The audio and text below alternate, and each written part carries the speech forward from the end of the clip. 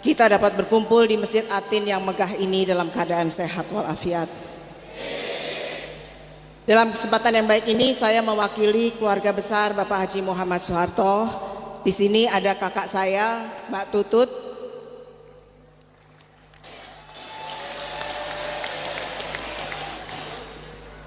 Ada adik saya, Tommy Soeharto.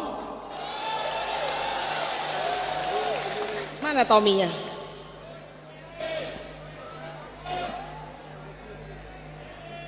Tommy minta berdiri.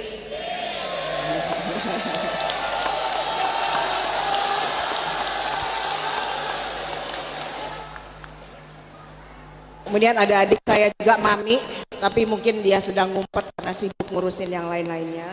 Ada juga kakak ipar saya, Mbak Elsye, di sini istrinya Mas Sigit. Ya.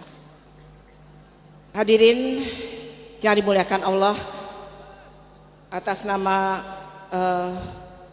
keluarga kami mengucapkan terima kasih yang besar-besarnya atas kehadiran Bapak-bapak Ibu sekalian untuk memenuhi undangan kami. Di sini juga ada tamu-tamu kehormatan kami. Ada bapaknya anak saya, Pak Prabowo Subianto.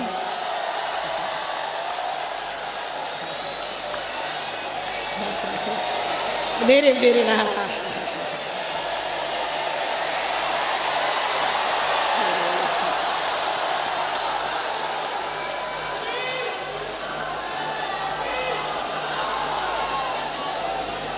Ada Pak Anies Baswedan,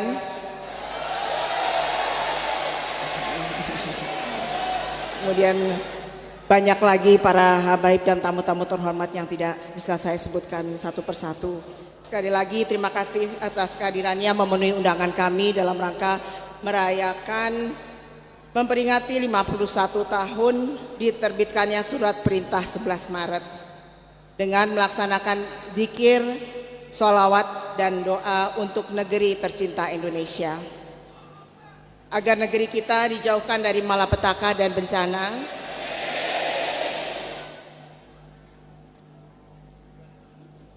tercipta kedamaian dan kestabilan, sehingga kita bisa membangun untuk mewujudkan masyarakat yang adil, makmur, sejahtera berdasarkan Pancasila. Hadirin yang saya muliakan, diterbitkannya Surat Perintah 11 Maret tahun 1966, 51 tahun yang lalu, adalah merupakan tonggak sejarah dimulainya pemerintahan Orde Baru di bawah kepemimpinan Bapak Soeharto. Selama lebih dari 32 tahun beliau memberikan dharma baktinya, mencurahkan tenaga dan pikirannya untuk membangun negeri, bangsa, dan rakyat yang sangat beliau cintai. Dengan menggunakan strategi trilogi pembangunan, yaitu stabilitas, pertumbuhan, dan pemerataan. Berbagai pembangunan di segala bidang dilaksanakan, terutama di bidang pertanian, infrastruktur, dan kesejahteraan rakyat. Keberhasilan dari pembangunan sampai mendapat penghargaan dari lembaga-lembaga internasional. Di antaranya tahun 1986 mendapat penghargaan dari FAO karena keberhasilan dalam swasembada beras. Kemudian tahun 1989 mendapatkan penghargaan dari PBB karena kesuksesan Indonesia dalam program keluarga berencana. Begitu banyak keberhasilan yang dicapai oleh Orde Baru yang dapat dinikmati oleh rakyat Indonesia. Kita sudah bersiap-siap untuk tinggal landas, namun krisis keuangan yang melanda Asia Tenggara di tahun 1997 berimbas juga kepada negara kita, sehingga kita crash di ujung landasan.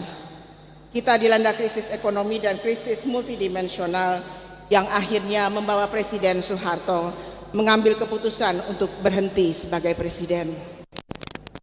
Saya masih ingat satu malam sebelum Pak Harto memutuskan untuk lengser, beliau memanggil kami putra-putrinya, mengatakan bahwa besok saya akan berhenti sebagai presiden. Lalu salah seorang dari kami menanyakan, apakah Bapak sudah yakin dengan apa yang Bapak putuskan? Beliau hanya mengatakan bahwa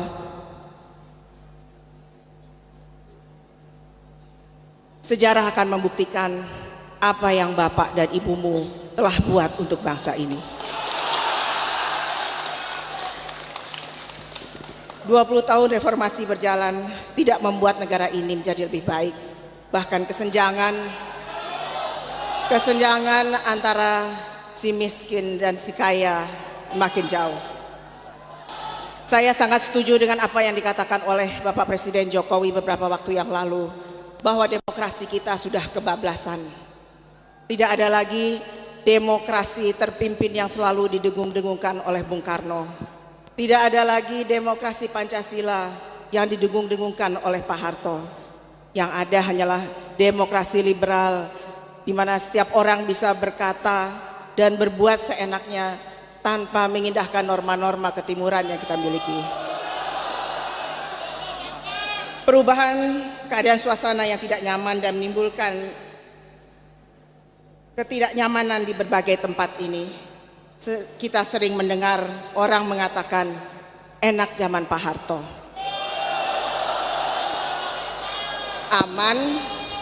Aman, gampang cari makan, dan gampang cari kerja. Akhirnya saya berpikir bahwa mungkin ini yang dikatakan oleh Bapak sebelum beliau lengser, bahwa sejarah akan membuktikan apa yang sudah Bapak dan Ibumu buat untuk bangsa ini. Begitu banyak rakyat yang merindukan dan mendoakan Pak Harto. Hadirin yang dimuliakan Allah, marilah bersama-sama kita melanjutkan perjuangan beliau untuk membangun dan mensejahterakan bangsa ini. Kita kembalikan ke relnya demokrasi yang kebablasan itu, seraya berdoa dan mohon kepada Allah Subhanahu wa taala agar kita diberi kekuatan lahir batin dalam menghadapi segala cobaannya, dijauhkan dari malapetaka dan bencana, dan segera diangkat dari kemiskinan dan kebodohan. Sekali lagi saya atas nama keluarga besar Haji Muhammad Soeharto mengucapkan terima kasih dan penghargaan yang setingginya atas doa-doa yang dipanjatkan untuk almarhum Pak Harto dan Ibu Tien Soeharto. Semoga langkah Bapak-bapak Ibu sekalian sampai ke tempat ini dan doa-doa yang dipanjatkan menjadi amal ibadah yang mendapat ganjaran pahala yang berlipat ganda dari Allah Subhanahu wa taala.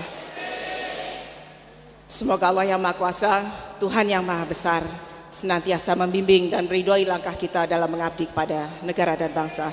Wabillahi taufiq wal hidayah. Wassalamualaikum warahmatullahi wabarakatuh. Waalaikumsalam warahmatullahi wabarakatuh.